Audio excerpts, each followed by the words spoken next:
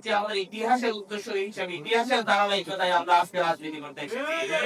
আমাদের মনে হয়েছে এই দেশের পথ হারানো রাজনীতির হাল আমাদের ধরা উচিত এবং এই প্রজন্মের হাল ধরবে জাতীয় নাগরিক পার্টি এনসিপি। আমরা আজকে বাংলাদেশের বহু অভ্যুত্থান, বহু লড়াই, এই অঞ্চলের মানুষজন, এই বেঙ্গল ডেল্টার মানুষজন সবসময় লড়াই করেছে। আমাদের এই অঞ্চলকে, বাংলা অঞ্চলকে, আমাদের এই বাংলাদেশকে সবসময় এত ছোট করে দেখা হয়েছে যে হচ্ছে এই বাংলাদেশের রবীন্দ্রনাথ নাই। অথচ রবীন্দ্রনাথ গীতাঞ্জলি রেখে নোবেল পেয়েছেন, অনেক বড় সাহিত্যিক হয়েছেন, কিন্তু তিনি সেখানে ব্রিটিশদের তোষণ করে নোবেল পেয়েছেন। কিন্তু আমাদের এই ভূখণ্ডের কিন্তু আছে কাজী নজরুল আছে।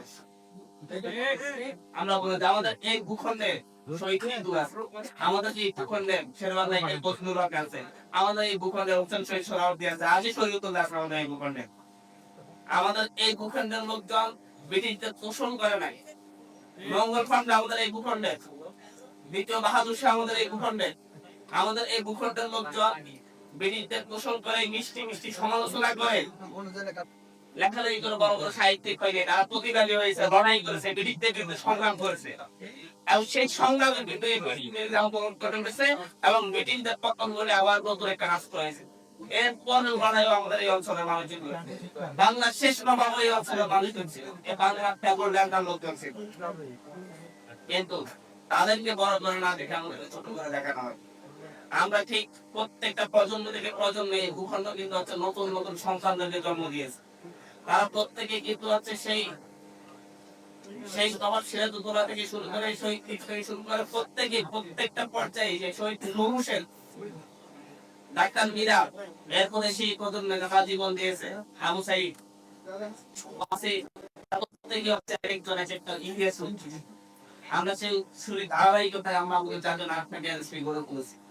আমরা মনে করছি এই বাংলাদেশের পূর্বাপর রাজনৈতিক দলগুলো ব্যর্থ হয়েছে, সেই ব্যর্থতা থেকে, এই রাজনৈতিক ব্যর্থতা থেকে আমাদের এই দেশকে উত্তরণ করা দরকার। স্বপ্নে আমরা এই তরুণরা মিলে যে দলটা ন্যাশনাল পতনের জন্য হয়েছে, 96 লড়াইতে সুষ্ঠু নির্বাচনের জন্য হয়েছে, খালেদা জিয়ার পতনের জন্য হয়েছে, ৭-৮ সালের যে লড়াই, সেই লড়াইটা হয়েছে সেনা শাসনের পতনের জন্য, একটা সুন্দর নির্বাচনের জন্য।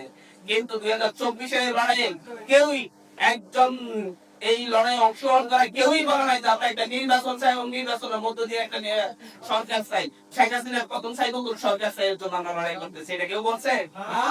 কেউই বলে নাই। প্রত্যেকটা দেয়ালে দেয়ালে, প্রত্যেকটা রাস্তায়, প্রত্যেকটা প্ল্যাকার্ডে ছিল আমরা সংস্কার চাই, পরিবর্তন চাই, নতুন আকাঙ্ক্ষা চাই, নতুন যারা মনে করছে যে হচ্ছে শুধুমাত্র তাদেরকে ক্ষমতায় নেওয়ার জন্য আমাদের লড়াই ছিল, তারা ভুল ভাবছে।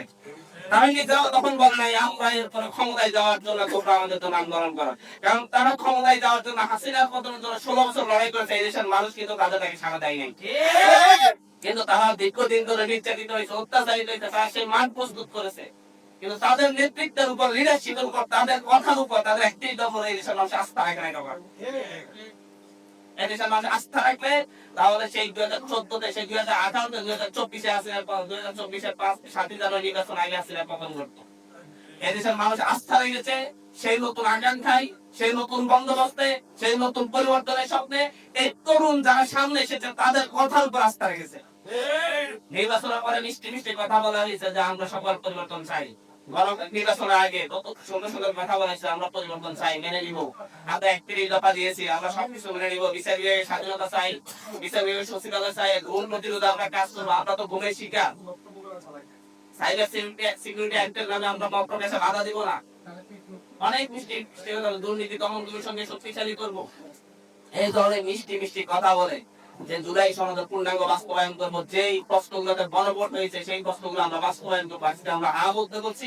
যদি আমরা আজকে আপনাদেরকে হা বলতে বলে গণভোটের পক্ষে ভোট দিতে গিয়ে যদি পরে যদি আমি অস্বীকার করি, তাহলে আপনারা আমাকে বেঈমান মনে করবেন না, পরবর্তীতে আবার আসতে হবে। এইভাবে মিষ্টি মিষ্টি কথা বলা হয়েছে, এবার বলা হয়েছে না, কিন্তু সেই মিষ্টি কথার অন্তরে ছিল হচ্ছে তাদের আবার সেই দালালির রাজনীতি। সেই তারা আবার এই দেশকে, দেশের শাসন ব্যবস্থাকে তারা আবার সে ভারত আর পশ্চিমাদের মতো করে গড়ে তুলতে চাচ্ছে। তারা এই দেশের মানুষের আকাঙ্ক্ষা অনুযায়ী, এই দেশের মানুষের স্বপ্ন অনুযায়ী, যারা এই দেশের মানুষ যে পরিবর্তনের পক্ষে ভোট দিয়েছে সেটাকে বৃদ্ধাঙ্গুলি দেখাচ্ছে। আবার বড় করে বলতেছে আমরা তখন তো ভোট হতো না, যদি আমরা যদি না বলতাম, আমরা যদি সংস্কার রাজি না হতাম, আমরা যদি গণভোটের ব্যাপারে রাজি না হতাম, তাহলে নির্বাচন হতো না।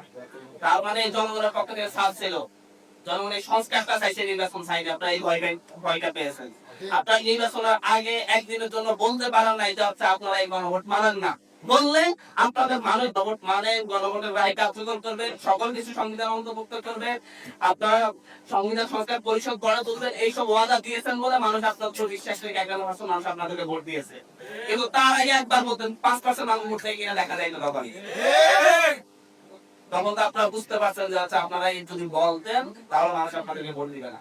কিন্তু এখন সংসদে গিয়ে আপনারা যেই অকৃতজ্ঞতার পরিচয় দিচ্ছেন, যেই প্রতারকের পরিচয় দিচ্ছেন, জাতির সাথে বিশ্বাসঘাতকতার পরিচয় দিচ্ছেন, এর পরিণাম খুব একটা ভালো হবে না। এটা যে শুধু রাজনৈতিক দল হিসেবে আপনাদের জন্য ভালো হবে না তা না, এটা পুরো বাংলাদেশের জন্য ক্ষতিকর হবে। কারণ বাংলাদেশ বারবার এত সংঘাতের ভার বহন করতে পারবে না। আমরা সরকারকে আহ্বান জানাই, আপনাদের শুভবুদ্ধির উদয় হোক। আপনার মানুষের ম্যান্ডেটকে, মানুষ যে এই ব্যাপারে ম্যান্ডেট দিয়েছে সেটাকে সম্মান দেন এবং শ্রদ্ধা রেখে আপনারা অবিলম্বে গণভোটের রায়কে কার্যকর করেন। সংবিধান সংস্কার পরিষদের শপথ গ্রহণ করেন সদস্য হিসাবে, এবং অতি দ্রুত যেই বিষয়গুলোতে আমাদের ঐক্যমত হয়েছে সেই বিষয়গুলো অতি দ্রুত আপনারা বাস্তবায়ন করেন। পাশাপাশি আজকে যারা যোগ দিচ্ছে, আমরা বলছি জাতীয় নাগরিক পার্টি ইনশাআল্লাহ বাংলাদেশের সর্ববৃহৎ রাজনৈতিক দলে পরিণত হবে। অনেকে অনেক কথা বলতে শুরু তো করেছি আমরা কয়েকজন মিলে, কিন্তু সেটা এখন হাজার জন লাখ জন পরিণত হয়েছে, ইনশাআল্লাহ কোটিতেও পরিণত হবে ইনশাআল্লাহ। সুতরাং শূন্য থেকে শুরু করে এতটুকু এসেছি, যদি হাসাহাসি করেন বা অনেক কিছুই করেন বাইরে থেকে, মনে হয় যে হচ্ছে কিছুই হবে না। মনে রাখেন 1 বছর আগে আমাদের শূন্য অবস্থা, 1.5 বছর আগে, 2 বছর আগে আমরা কি অবস্থা থেকে সংগঠন শুরু করেছি, এখন কোন অবস্থায় আছি। ইনশাআল্লাহ আগামী বছর আরো ভালো পাবেন, এরপর বছর আরো ভালো অবস্থায় দেখবেন। এবং এনসিপি এই দেশের মানুষের আশা আকাঙ্ক্ষার প্রতীক হয়ে আগামীতে সকল ন্যায় ভিত্তিক আন্দোলন, সংগ্রাম এবং সরকার পরিচালনা করবে ইনশাআল্লাহ। ধন্যবাদ সকলকে। আসসালামু আলাইকুম।